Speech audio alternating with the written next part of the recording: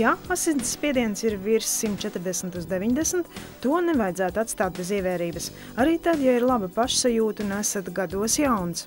Asinsspiedienu vajadzētu mērīt vairākas reizes. Tagad ir iespēja mērīt asinsspiedienu arī daudzās aptiekās, kur pieejami certificēti mēraparāti.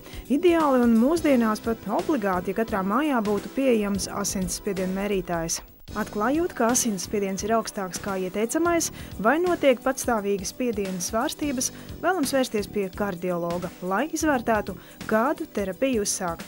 Bet tagad iepazīstieties Omron M2. Tas ir automātisks asinsspiediena mērītājs uz augšdelma, intelektuālā vadības tehnoloģija, IntelliSense, ātrs un ērts mērījums.